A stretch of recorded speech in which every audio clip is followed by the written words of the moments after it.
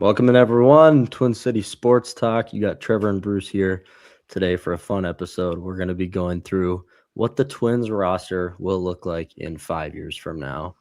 We have a good word on a lot of prospects. We know a bunch about them, and it's going to be fun. Very highly speculative episode that we got for you today, but it'll be a fun one. But one thing before that, everyone make sure you go register to win. We're giving away 2 tickets to the Wild Canadians game on January 2nd, section 107, row 14. That's where the Wild are going to be shooting twice, or I think periods 1 and 3. So unless it goes to an overtime period and you get to see 5 minutes on the wrong end. But either way, lower bowl tickets we're drawing on January 26th. So be there. Make sure you register. We already have 100 applicants for that. So good turnout. And may the luck be in everyone's favor, I guess. And then first off, before we get to our Twin stuff and our predictions from last night, we are welcoming Kitchen-Wise, Closet-Wise. All right, everyone. So this is today's sponsor, Kitchen-Wise, Closet-Wise, a family-owned, operated business proudly serving the Twin Cities and surrounding areas. If you're ready to truly maximize your space, they are the team to know. They specialize in creating custom solutions designed around how you actually live, from kitchens and closets to pantries, garages, and more. They transform underused or cluttered spaces into something both beautiful and highly functional. What sets Kitchen-Wise and Closet-Wise apart is their focus on smart layouts, quality materials, and custom designs that make the most of every inch. If you want storage and spaces that work harder for you, Kitchen-Wise and Closet-Wise will make it happen. Call or go to the website to get someone out for a free consultation. Thank you for sponsoring us. Everyone go check out Kitchen-Wise, Closet-Wise. They are great. All right.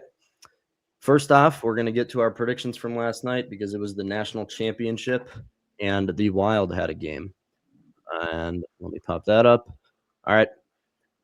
Okay, so I went 2-0 last night when I said the Wild would win 4-3, and I said the Indiana Hoosiers would win. Jack, he went 1-1 when he said the Wild would lose, but he did say Indiana would win the game. Trevor went a whopping 0-2. Said the Wild would lose. Said Miami would win. Yeah, and then for points, I got a point last night when I said, well, actually, we can combine this. Trevor and I both get a point because we said Austin Matthews would have a goal. I parlayed it with a Hartsey point, a Ryan Hartman point. He ended up scoring a goal last night. That is a point for me and Trevor. First point in a while for Trevor, so that must feel good. Am I right? Break the streak. Yeah. Other than that, Trevor didn't get his Mendoza 2 turnovers. I did. I parlayed in the national championship. I said Beck would have an interception. He did with about 30 seconds left on the clock to ice the game. And then Mendoza, I said would have 4 total touchdowns. Bit off.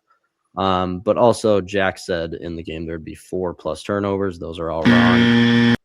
And so moving on, our record going into the predictions for tonight's games, I am 48-33 with 15 points. Jack is sitting at 21-25, 11 points. Trevor's at 20-18 with 6 points. That 500 record's creeping up, barely scraping by for Trevor. Either way, we'll get to our predictions later. I also just wanted to, we're going to keep this short because this is something Trevor and I can't agree on at all. Trevor is a firm believer that Fernando Mendoza will not pan out in the NFL. I'm a firm believer that he will. Trevor explained why. Because he's going to the Raiders. They have no receivers. Teams take away Brock Bowers. Who are you going to throw to? Think of the reports came out after the Vikings season, how a lot of people were very iffy on McCarthy and his high energy. How are people ever going to take Mendoza seriously the way he acts? Staring at a camera during a national championship interview. He's a goofball. He's goofy. I can't take him serious. I can't imagine grown grown men, Yeah. dealing with like regular quarterbacks that are just grinding it out and all that. I don't know. You're on A the lot of train of this like his teammates being like, a this lot of guy this is is insane. just we'll see. And biggest thing is who do the Raiders hire for head coach? But Yeah. Trey Tucker, you're just the guy. And Yeah. then honestly, I'm trying to think of their other depth receivers who they got. I'm sure they're going to draft a guy high. Well, see, Um, the but yeah, Raiders also have the like guy's a $100 million goofball. going into this offseason. The Raiders have like $100 million going into this offseason. So they can make a splash at wide receiver if they need to. And who is like I know it's not very deep. It's like, I think it's like Mike Evans and like Christian Kirk are like the top two, but like there's not Yeah, a ton of options. It's like Juan Jennings in there. Brandon Ayuk for sure.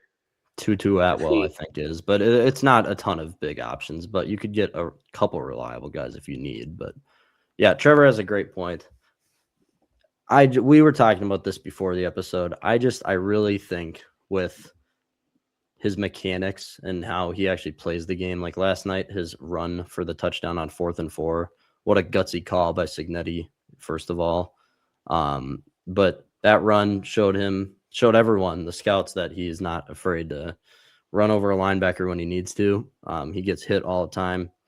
He doesn't seem to get hurt or at all. Like some of these hits he took during this playoff run were absolutely brutal. Like one of the first plays in last night's game, the Miami player, this was such a penalty that went uncalled, where the dude basically rammed his helmet right into Mendoza's chin, and then his whole lip was bloody after that. It was right in front of a ref. I don't know how they didn't call that, but what I'm saying is Mendoza has like, yes, he is a big goofball, but the mechanics, the way he actually plays the game, very fluid, very, very good. I mean, he has the stuff that NFL quarterbacks need to have. He's perfected the back shoulder throw, and that's you see quarterbacks in the NFL use that 5 or 6 times a game. I mean, it's a common thing, and then a ton of stuff like that. But either way, we can disagree on that all we want. But Trevor has a great point. It is the Raiders, and they are, aside from the Jets, the worst maybe ran organization in the league. So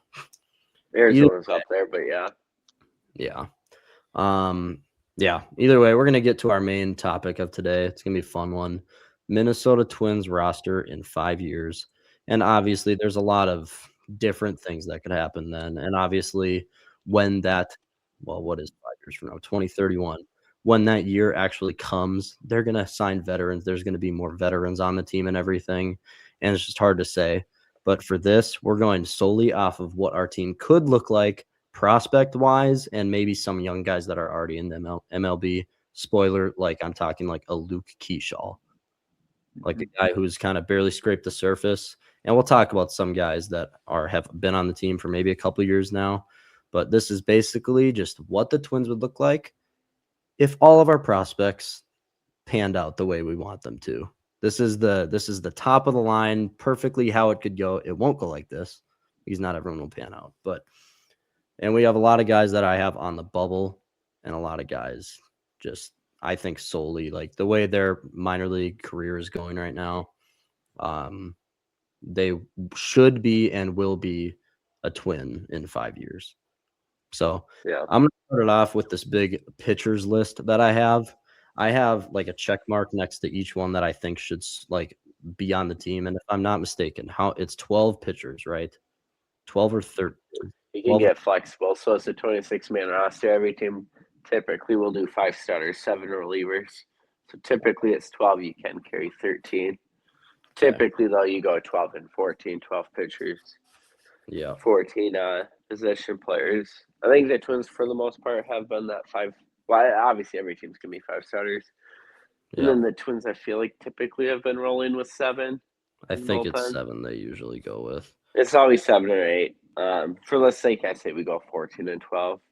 Because it's 12 pitchers. Yeah, sorry. You really have no. Yeah, you don't have a lot of who the say. relievers are going to be. We don't really have a current reliever on the team that really isn't a realistic option. That's the issue too. And like a ton of the guys in the minor league system, like guys that are starting in the minors will most likely be like a ton of them turn out to be bullpen arms on Yeah. major league teams. So we don't really need to see like the starting depth right now, but so 6 guys right off the bat that I think the way their stuff, their pitches, their arsenal, how hard they throw, how accurate they are, just the actual prospect with it. Dason Hill is number 1. I think he should 100% be a contributor on the Twins in 5 years. Dason Hill, tall, 6'5" lefty, a mid-90s fastball, and a sweeper that hitters say literally unhittable. It has the spin rate of any MLB sweeper. Like, it is high above average. So Dason Hill would be number 1 for obvious reasons over there. And the Twins have always lacked a lot of lefties.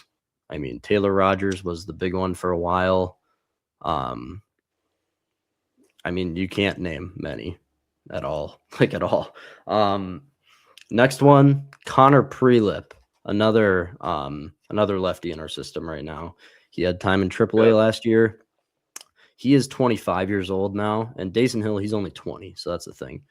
Connor Prelip is more on the bubble or not because he is 25, so in 5 years he would be 30, but I think he will probably be a good bullpen option for the Twins in 5 years. All right. Are we losing Trevor? Trevor is bugging out. Can you hear me, Trevor? Nope. Okay. Can you hear me? Am I here? Yeah. I was going to say, Okay. worst comes to worst, you might just have to fly through it, and I can send you my predictions. But because the internet's been wacky today. People, if you don't Either live way. in an apartment yet, don't. Somehow find a way, find somebody to live with or whatever. Apartment internets, they don't work. Anyways, we'll try to plug get your own internet. Well, I know. All right, next one, another 20-year-old Charlie Soto. Obviously has been hit with the injury bug throughout his couple of years. He got drafted when he was 18, but Charlie Soto, 100% in 5 years, should be on the Twins and putting in work, you know. So Dason Hill, Connor Prelip, Charlie Soto. And then the next one, a bit of a surprise to the 40-man this year, John Klein, a 23-year-old reliever. He would be another bullpen arm. Same with Charlie Soto. All of the guys that I listed, maybe Dason Hill gets a starting job. We can talk about that in a bit. But John Klein is the next one. Very control guy with his pitches. He strikes out a good amount of people, but we haven't seen a lot from him yet. He's only 23 still. Definitely should be a guy. And there's a reason why they kept him on the 40-man as a 23-year-old here. And it was the big surprise protecting him from the Rule 5 draft.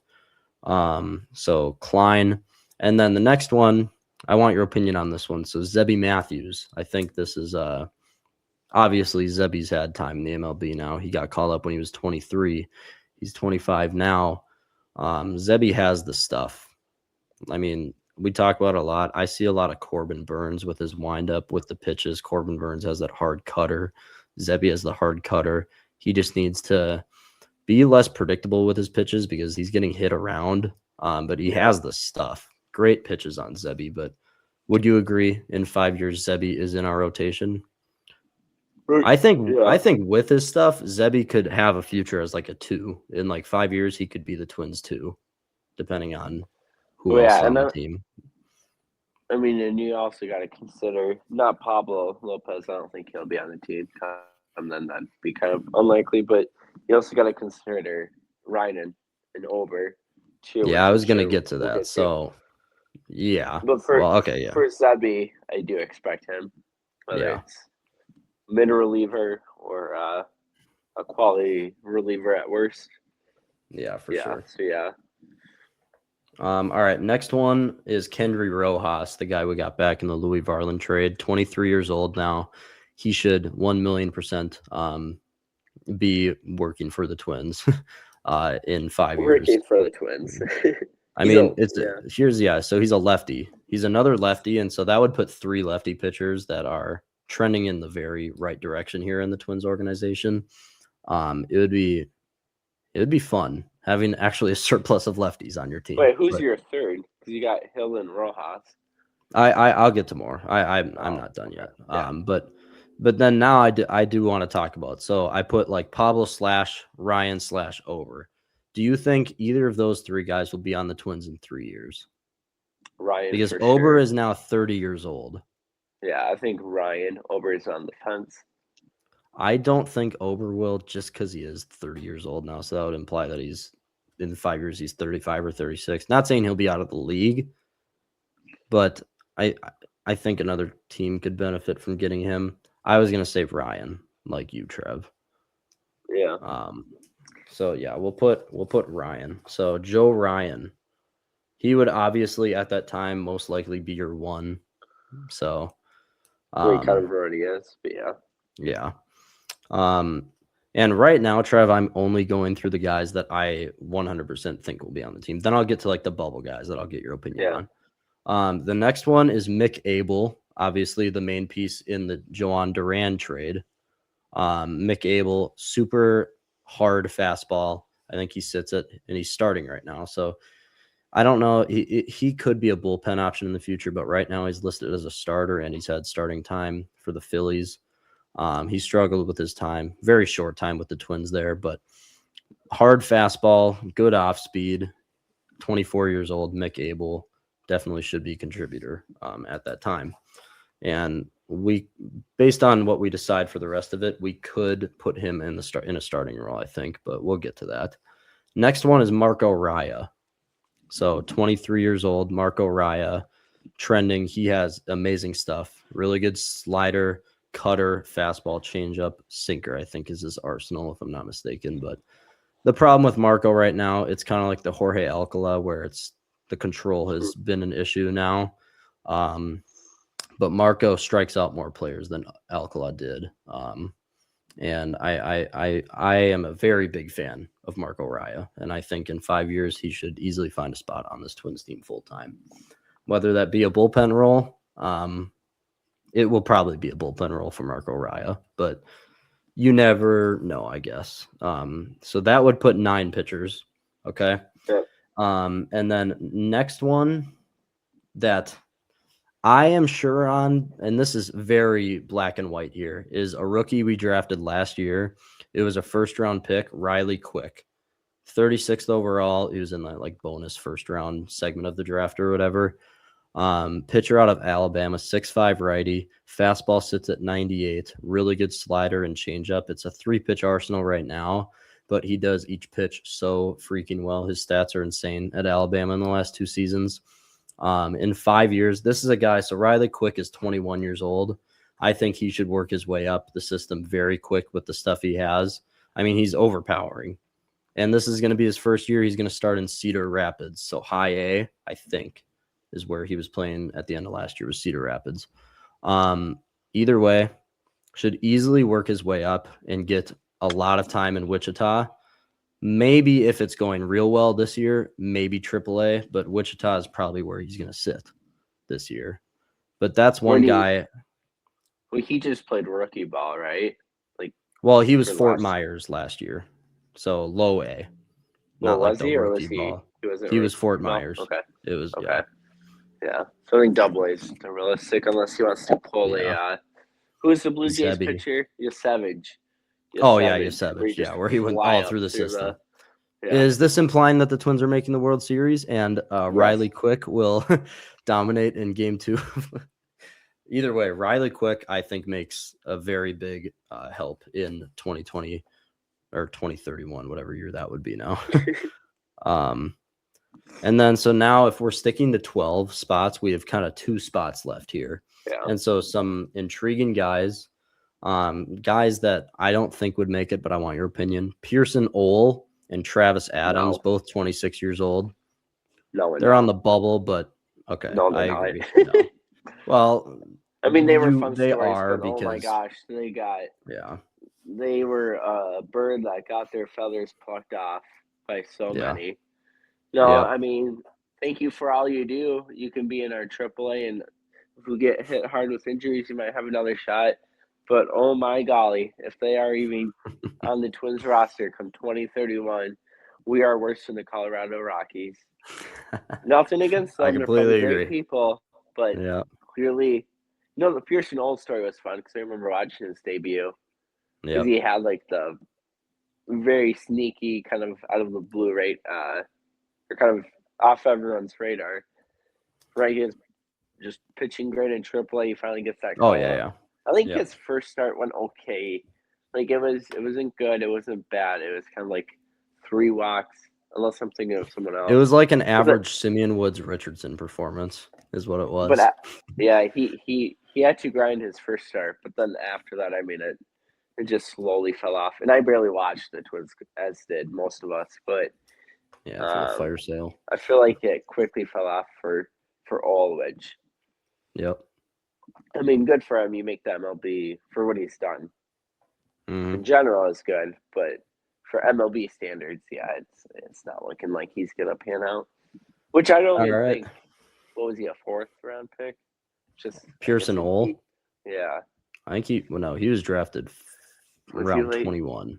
Oh, 21. never mind. Okay, Yeah. that's already a win for him. So Yeah. props to him. But yeah, no, I don't see any shot of either of those two between Ole and Adams. Okay. So next to Simeon Woods Richardson. It's 25 years old. He's shown something in the MLB here. It's just the walks get the best of him a lot. The strikeouts can be there. He's very off and on. Yeah, the problem I'm thinking, and I'm sure you're going to mention Festa too, is Yep. these guys have, is it 2 or 3 years of team Of team control? control. Festa might be one last, but Festa, well, Festa would have more. He's only been up for no, I'm like, saying like I'm talking about like years served, or oh, like okay. so Simeon being free agent probably a year Yeah. earlier than Festa. But my point being, come Hmm. 2031, I think those guys would have hit free agency Yep. either 2 years prior or a year before. So like Simeon, I think he's probably a 2029 free agent, and then Yep. Festa would be 2030, if I'm kind of remembering correctly. So that's where it gets I think iffy, you're right. right? Because Yeah. with these young guys, most of the time it's one of two things: you just give up on your prospects, and Hmm. they're either in the bullpen or you've given up and they're on a new team, whether it's a trade or waivers or whatnot.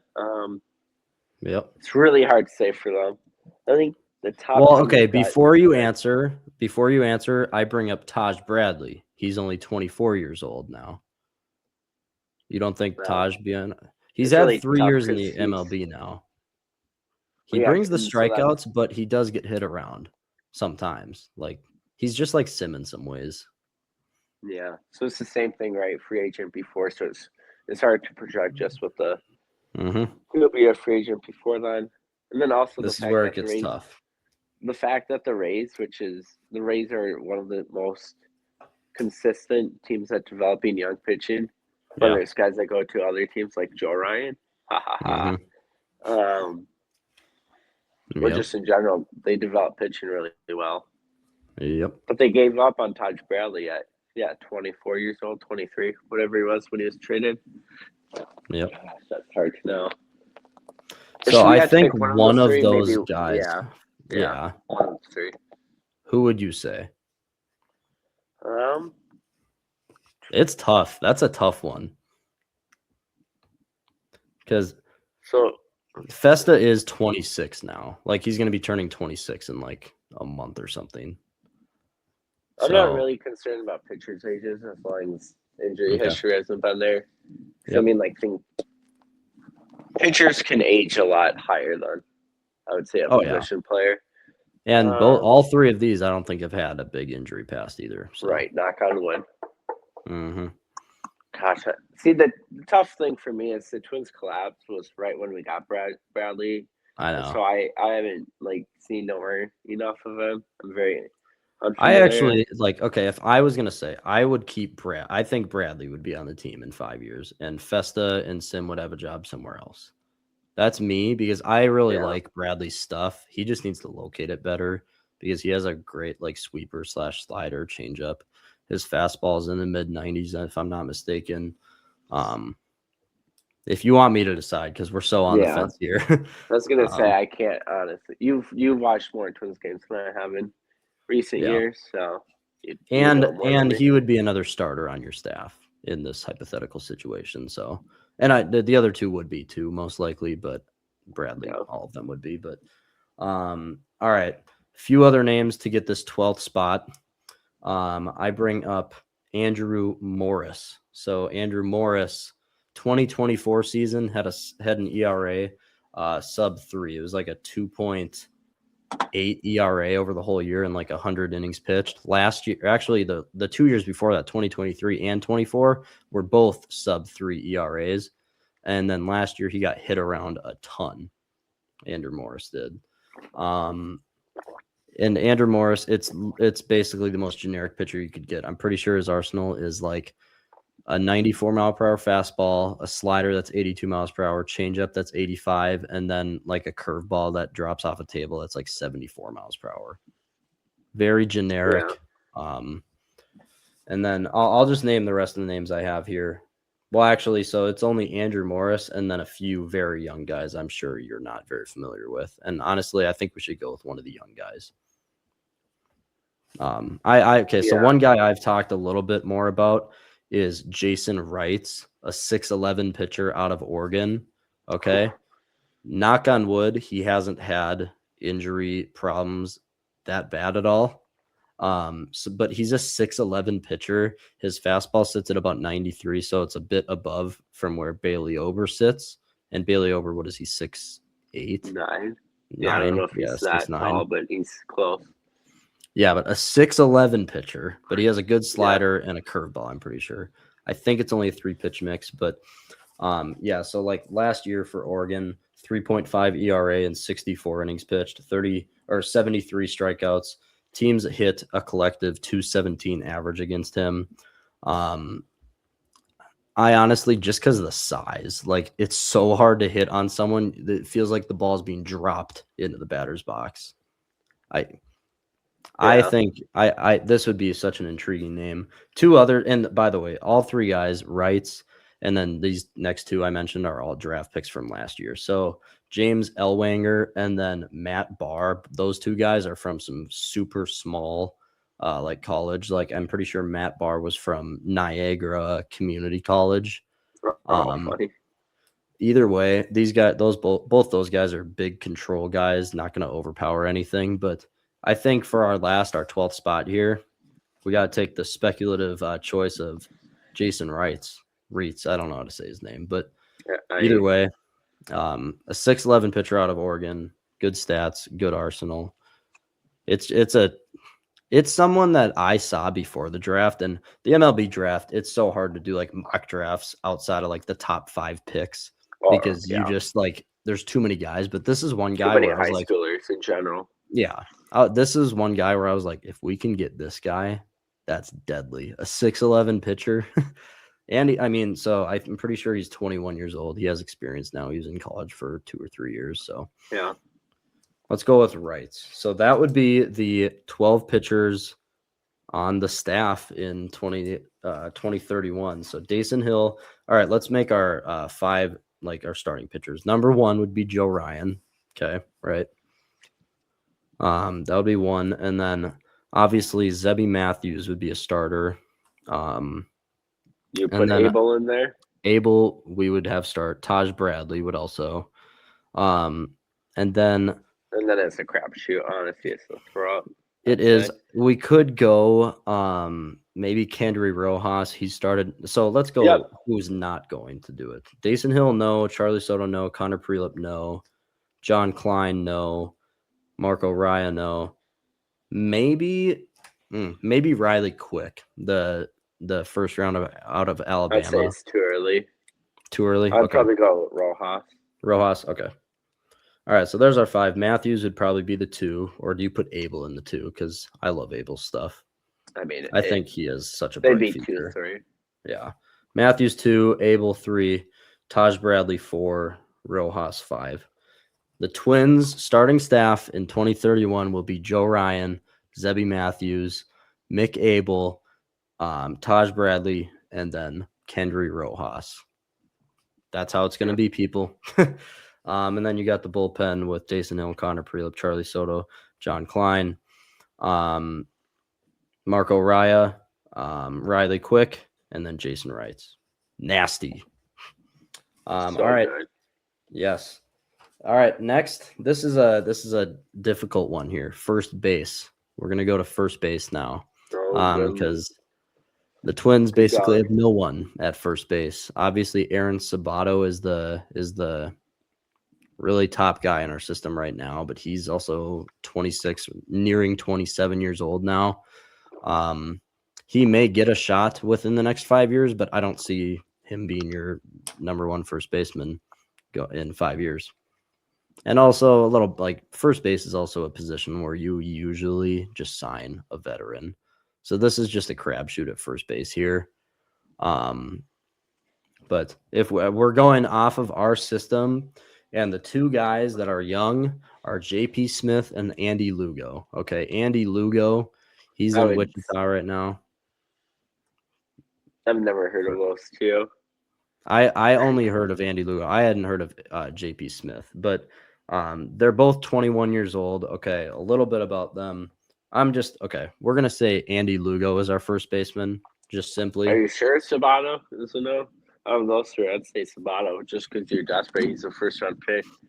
He had a good year in AAA this year, so he'll probably get called up. I was going to get your opinion on that, but I just say we go Sabato and move on, because out of those three, it's probably Sabato or none of the three, and then it'd be like some free agent or trade.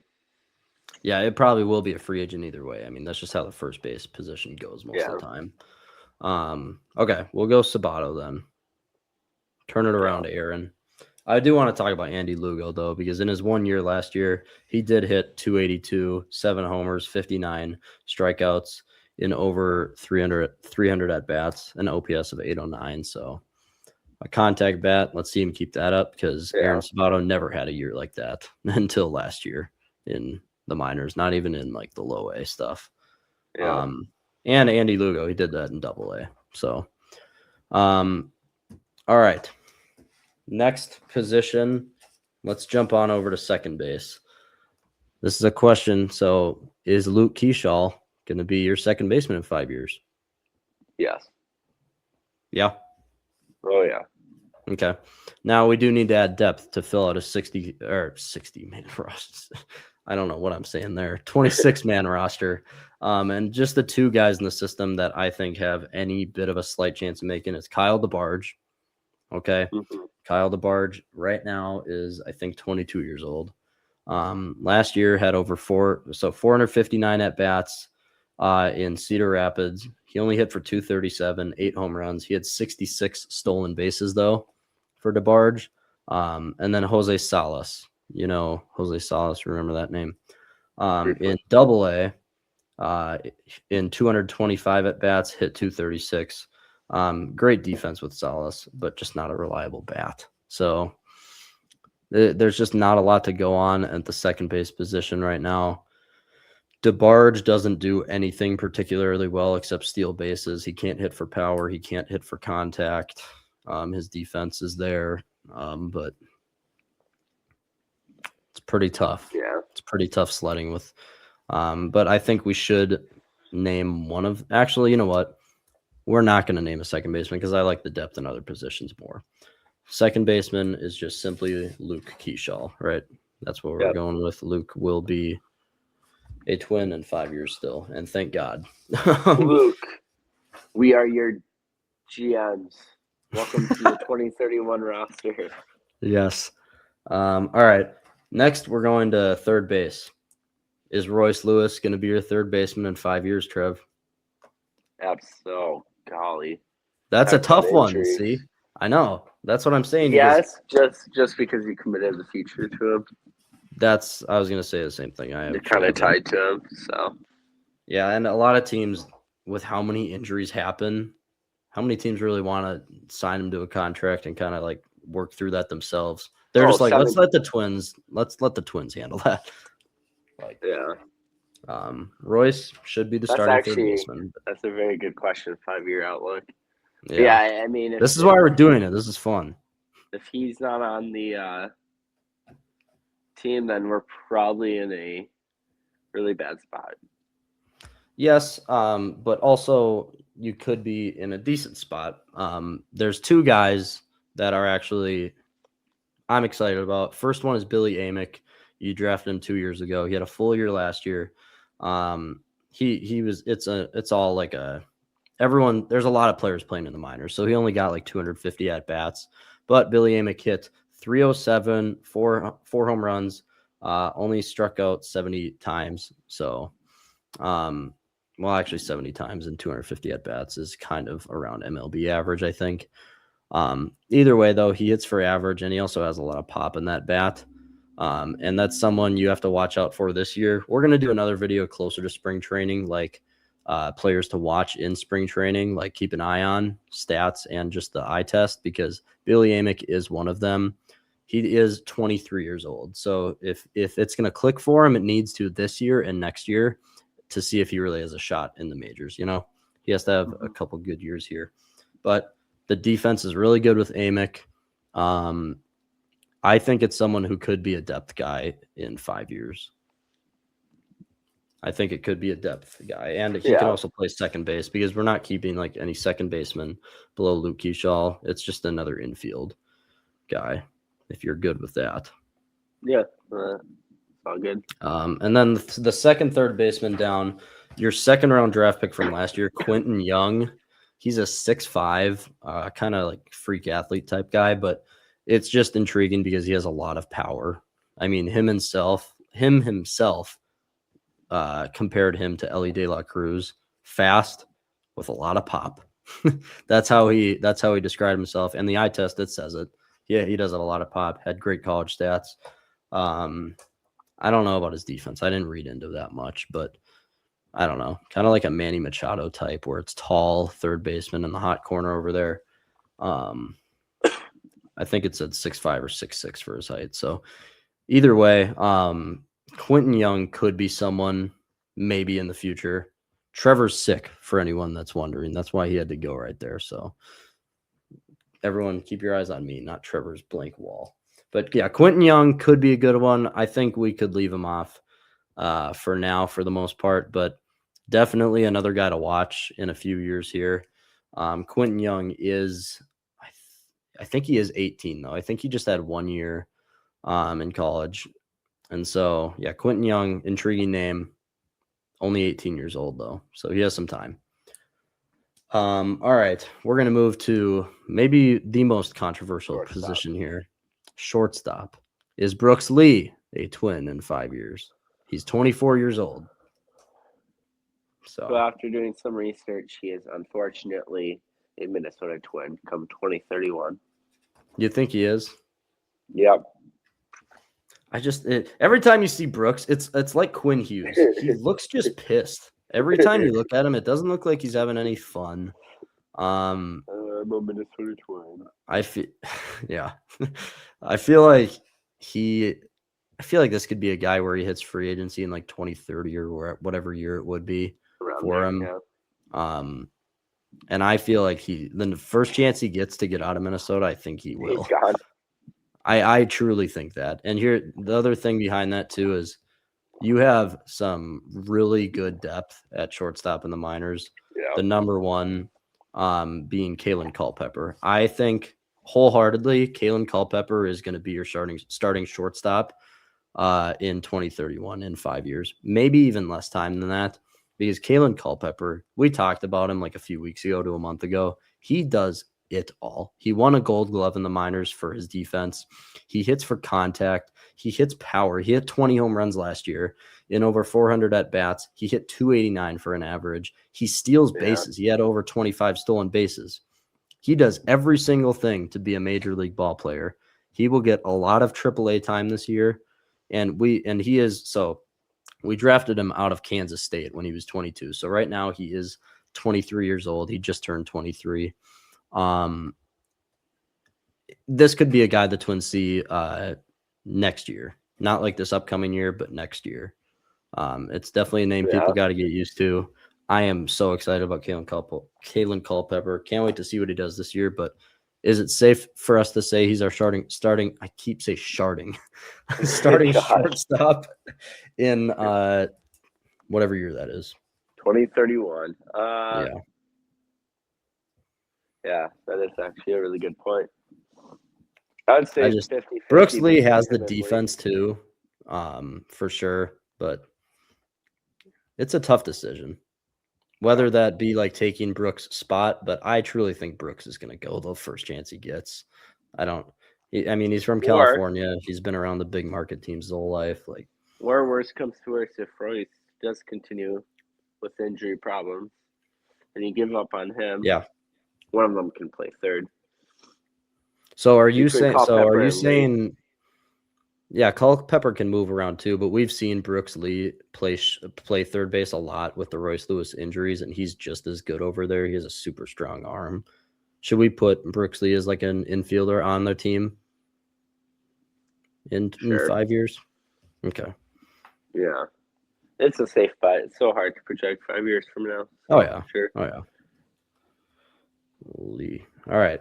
And then the other guy too I wanted to mention at shortstop, Merrick Houston was your first round pick, your first pick that you made this past year.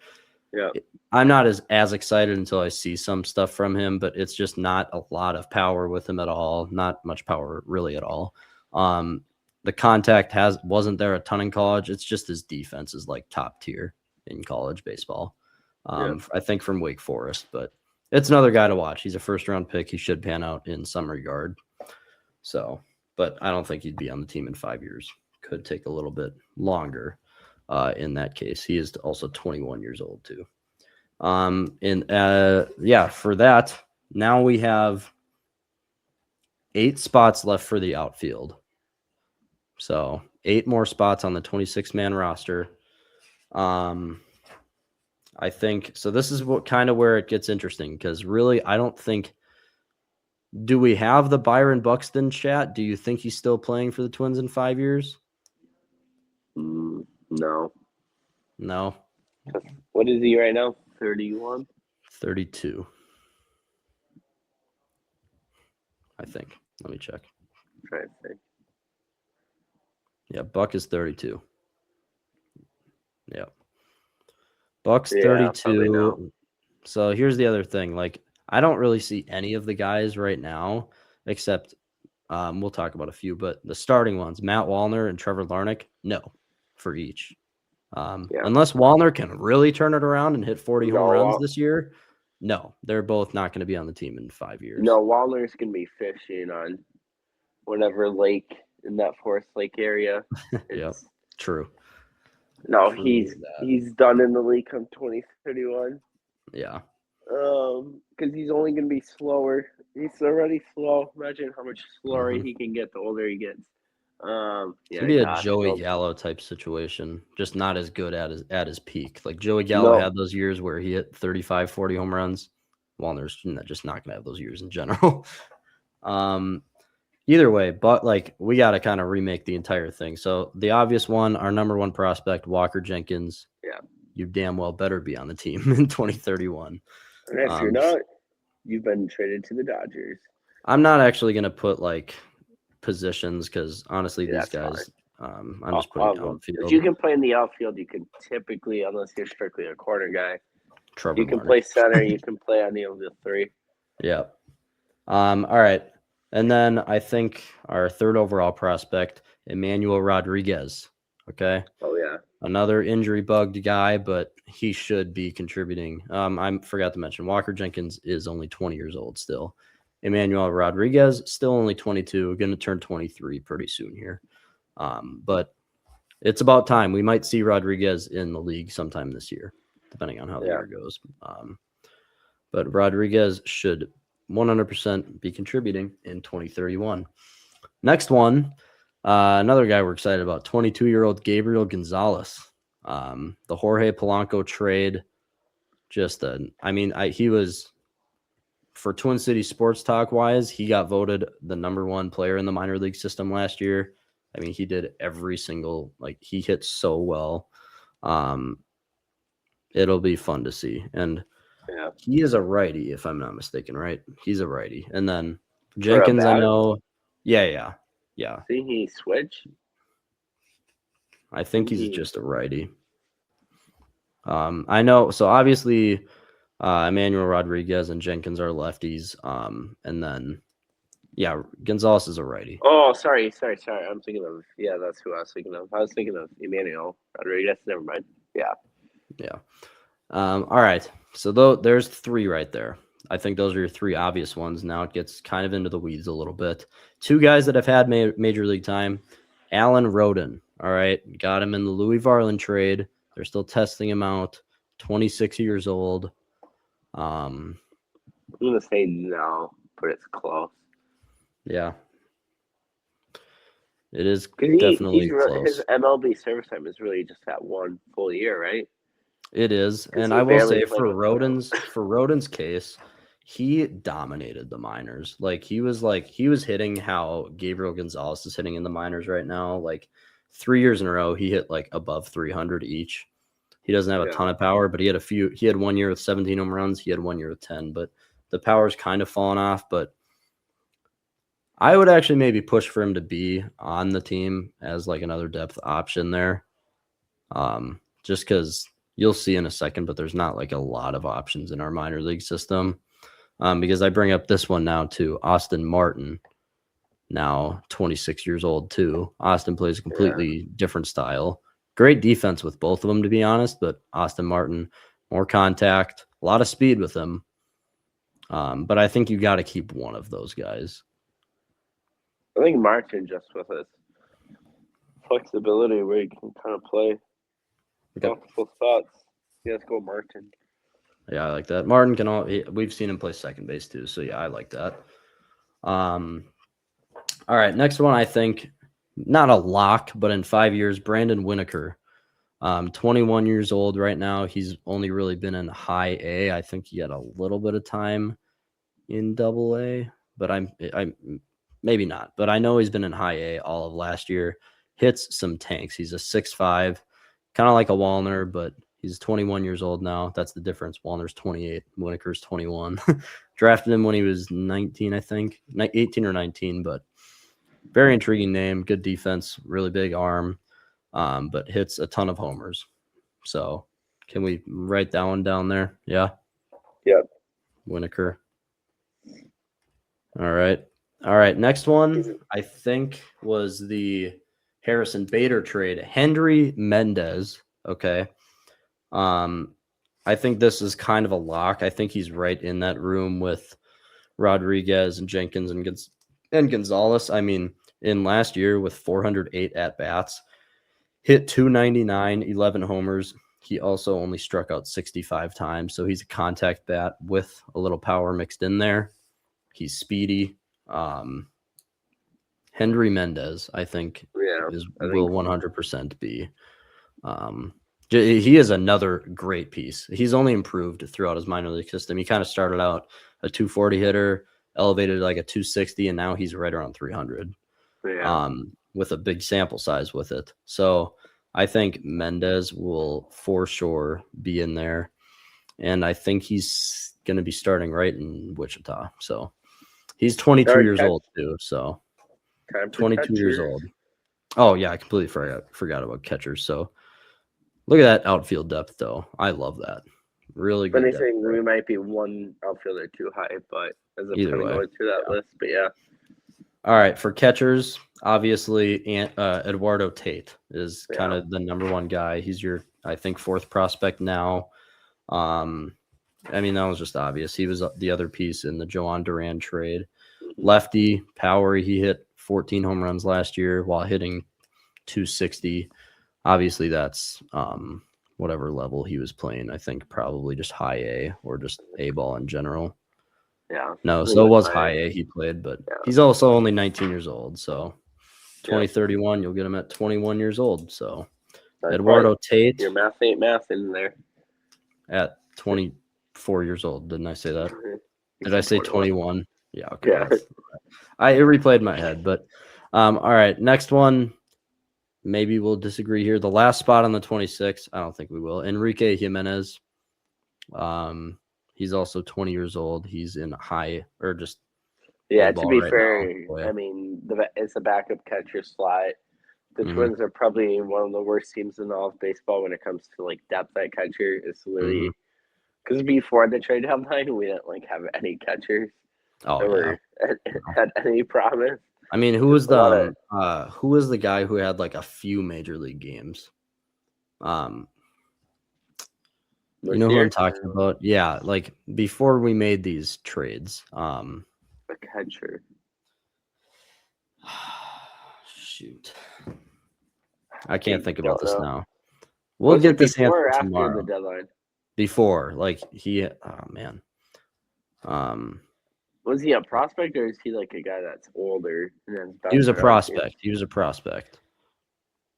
You're not thinking Workvet, are you? No, no, no, Yeah. no. All right, we gotta move on though. Are you good with Enrique Jimenez? Yeah. Yep. I think that would be a great, and he's also a switch hitter, Enrique Yeah. Jimenez too. So, and Which they I also like. have like he kind of had like the same exact stat line as Tate. They both hit for 260, both around like 12 home runs. And I Could will be say if really good. Jimenez can even like if Jimenez can turn into anything in a decent return where he has any production with the Twins, Hmm. what a fleece of a trade by the Twins. Bomb Paddock for at least Yeah. something in a Oh yeah. catcher. That's always hard to find catchers. Yep. Yeah. Exactly. That. I mean, that was. I mean, we knew we were gonna get something for Chris Paddock, but if I don't Jimenez think we can turn expected the out, much. yeah, Yeah. yeah, I think that's a very underrated move there. Great move by Falvey and the gang. So here's your 26-man roster in 2031. The pitchers: Dason Hill, Connor Prelip, Charlie Soto, John Klein, and then your starting five is Joe Ryan, Zebby Matthews, Mick Abel, Taj Bradley, and then Kendry Rojas. And then in the bullpen to go along with the other guys, you have Marco Raya, Riley Quick, and then Jason Wrights. First base, Aaron Sabato. And then second base, Luke Keyshaw. Third base, Royce Lewis. A few other infield names, Billy Amick and Brooks Lee. You're starting shortstop, Kalen Culpepper. And then I think for starting outfielders, I think you would probably have to go Walker Jenkins, Emmanuel Rodriguez, and Gabriel Gonzalez. I mean, they're just your top three guys, right? I mean, Mm-hmm. I feel like that's pretty obvious. If we had to say, I'd probably put Walker Jenkins in center, Gonzalez and Rodriguez the corners, right? I would say, I think.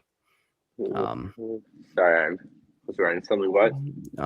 for like, I think actual positions, I think you'd probably between those three guys, Walker in center, and then Gonzalez and Rodriguez the corners. I'm assuming. I think. Yeah. I think that's probably how it would go. That sounds right. Yeah. And then three other outfielders, which we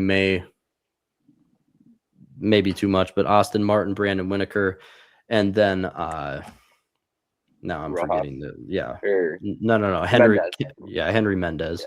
Yeah. And then the two catchers, Eduardo Tate and gosh dang Maybe Enrique Jimenez.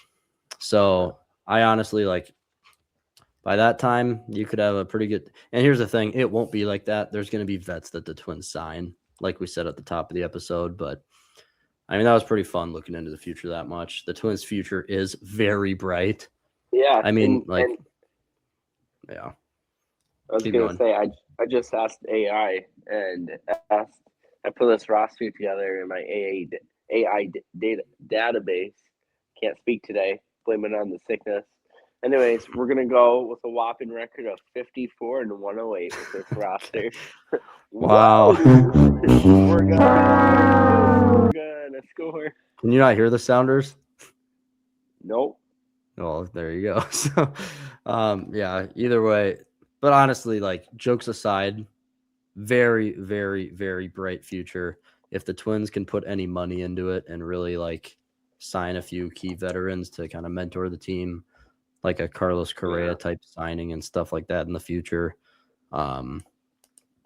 If they can develop these guys, very, very bright. So, but I was gonna say now realistically, if you exclude the few, so like, or really it's just Joe Ryan, I guess. When I really look at this, Taj Bradley, if you want to argue Bradley, maybe Keyshaw, Royce, Brooksley. Okay, I guess there's like five, but a guy for almost every player in here that's barely played with the Twins or hasn't yet, that's still strictly a prospect. Yep. What percent of these do we actually think will pan out? All like the rest of the 21 of them. Yeah, so like if you exclude Royce, Brooksley, Joe Ryan, Bradley, maybe Zebby, maybe like Yeah. 70% will I'm pan gonna out. go through all of them 30% like bust. very quickly. Just don't say anything. I'm just gonna Rapid go fire. through like Yep. rapid fire. Dason Hill, yes. Okay, I will like say like this is like if I think they will be like a legit like Like a contributor and quality like player. just good in the MLB standard. And like if I say no, it could be because of injuries and stuff. So Dason Hill, yes. Connor Prelip, yes. Charlie Soto, no for now. Klein, yes. Marco Raya, no. Riley Quick, yes. Jason Wrights, no. Aaron Sabato, no. Billy Amick, no. Kalen Culpepper, yes, yes, yes, yes, yes. Walker Jenkins, yes. Emmanuel Rodriguez, yes. Gabriel Gonzalez, yes. Martin, that's kind of a throwaway. Brandon Yeah. Winokur, for now, no. Henry Mendez, yes. Eduardo Tate, yes. Jimenez, no for now. I'd say like you have legit like a bunch of top 100 prospects here and guys that are just on the border. So I like right there. I'd say half will turn out and Yeah. be if I had to say, but there's a reason I have the rest of them on there. Like Charlie Soto could easily, the dude can pump 100 on his fastball. He's 20 years Yeah. old. There's reasons for all these guys being up there, but either way, that was fun. We're gonna get to our predictions for tonight's games though. Yep. Before it gets too late, obviously the Wild versus the Canadians. Actually, at the time of recording this, the game's already on, so we will not look at the score. In this wraps up the 3-game road trip for the Wild. Not a lot going into tonight. It's the same lines as the game last night against the Maple Leafs. The Wild are obviously coming in on a 2-game winning streak, kind of a heater after last night's game against Toronto. But like we've seen, it's tough to play 2 games. The Canadians have been really good this year, a record of 27, 15, and 6, I think. Either way, they're going really well. It'll be a tough outing for sure. But I say we just shoot. Oh, one thing I'd like to note is I'll just go over the lines real quick. So it's Kirill, Hartman, Zuccarello on the first. And then the second is Trenin, Yurov, Tarasenko. Tarasenko almost had the hat trick last night. But then the hat trick from last night, Marcus Foligno, Hunter Haight, and Vinny Hinostroza. And then Ben Jones, Nico Sturm, Tyler Pitlick. Very depleted. Yeah. That first line, second line, going to need to put in some work tonight. Yeah. I mean, the fact that Trent's on the second line Yep. says it all. Exactly. Anyways, let's go ahead with predictions. Yeah, you start. Oh, fine. I have the Wild squeaking by 4-3. Oh. Okay. And our prediction, around, I don't know why I said our. My prediction will be Philip Deneau, great face-off center for Montreal, will win 70% or more of his face-offs tonight. How do you spell Good his luck. name again? Yeah, I realized I set you up. Last name Yeah. Danault. ULT. Yeah. Yeah. Okay. Yeah. Danault. 70% face off. Yeah. Okay. Winner. Yeah. Percent And then face 4-3. wins. Okay. Wild. Yep. For me, I don't have the Wild winning tonight. It's tough. It's just there's so many injuries. I can't see them winning 2 games against 2 really good teams in back-to-back days. Or what? I put Wild win. No, I have Wild losing. Sorry. I'll say the Wild lose. And the other thing too is Jesper Wallsted's in net tonight, and he's not been great in his last. Granted, the injury bug hit. A bunch of defensemen have gone down, Brodin and everything, so that doesn't help. But Wallsted is like 2-3-2 in his last 8 starts or whatever, or 7 starts, whatever that equals up to. I got the Wild losing 5-3 tonight. I think it'll be like a 4-3 game with an empty netter. Yeah, Wild lose 4-3, and I will say, I'll say the first line for the Wild has 3 goals because they're just going to be out there a lot. First line, 3+ goals. All right. And then the other game for tonight, T-Wolves traveling to Utah to play the Jazz. Trevor. I've got the Wolves winning 131-109. 131. Now have fun typing these predictions. Oh, God. So I got a little parlay here. Okay. I got Slow-Mo, Bones Highland, and Mr. Joe Ingles, former Utah Jazz, coming in for his revenge. Those 3, so Slow-Mo, Bones Highland, Joe Ingles combined for 20+ points. Okay, so Highland and then Ingles. Yep, and Slow-Mo. Combined. Oh, yeah, let's go. 20+ points. 20. How many minutes does Slow-Mo actually get? Like do you know? 6 or 7. Oh, really? Okay, so He it is doesn't like play that. much. Okay. All right, then. He's like their last bench guy. 20+ points. Okay. That well, works. let me double check, but I'm pretty sure like when I looked at it earlier, his game logs were like. While you look, I got the Wolves winning tonight. I 128 to 104. Yeah, it's and just. Also, real quick, did you know Kevin Love was on the Jazz? I Yeah. did. I did not know that. I think I figured that out a few weeks ago, actually. Okay, so like his last 5 games minutes played for Slow-Mo is more than I realized. It's 18 minutes, 26, 17, 21, 26, but his points scored are 8 points, 12 points, 7. Okay, okay, I'm looking at the points too. I mean, he had a game where he scored 22. Obviously, that was because of injuries for the Jazz. But that was playing 31 minutes. Game. But I know. Right?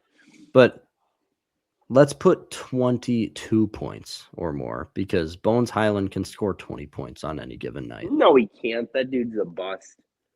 Yeah, he's a bust, but when he's hot, he can easily score 20 points. When he's shooting well from 3 in a night, Highland can do that. Highland's 20, last 5. Fine, you know what? 7, 20 2, points. 10, 12, 23, 2, 6, 7, 4, 0. I feel like 20 is fine. Because Slow-Mo doesn't score, Ingles doesn't play. It's basically a 2-man parlay. I just threw in Ingles because of the Jazz connection. Well, yeah, I get that. Obviously, Ingles isn't going to do much tonight. He's going to get his 1 inbound. Yeah. You should do 20 points plus 3 inbounds from all of them. Yeah. All right, for my player prediction, obviously Ant, he's just coming in. Oh, wait. Is Ant playing tonight? I didn't really. I'm assuming he is. I think so. I'm pretty sure he is. Either way, Wolves coming in, playing a lot better brand of basketball recently, just all over the place defensively, offensively. Anthony Edwards is doing what he needs to do. He has his mid-range game back, which is really good to see because he kind of missed that all of last year. My phone's not working, or else I'm trying to figure out if anyone's injured going into tonight, but I'm just going to wing it. Sure. Randall will have 24+ points. Yeah, I think it looks like our course played. It's just Shannon and Lily. That's it. Yeah, every key guys, literally, yes. It looks like it's just. You know what? No. You know what I'm going to do? Instead of Randall, I'm going to go Baron J will have. Hold on. I don't know if he's playing. Because Rudy's back. No, I get that, but he has had more time. But also, I'm banking on the Wolves blowing out the Jazz, and he'll get like a whole fourth quarter. Yeah. So cool. 8+ points for Baron J. So it's a kind of a parlay, like if he gets the playing time there or not. Yeah. Either way, Baron J 8 points. Those are our predictions for tonight. Wild and Wolves play. Hopefully it goes well for us, but that's the end of the episode. 2 reminders. Go register to win those Wild tickets. Giveaway. The drawing is January 26th, 6 days before the actual game on February 2nd against the Canadians. And then again, go check out Kitchen Wise, Closet Wise. Go get your free consultation from them. They are great.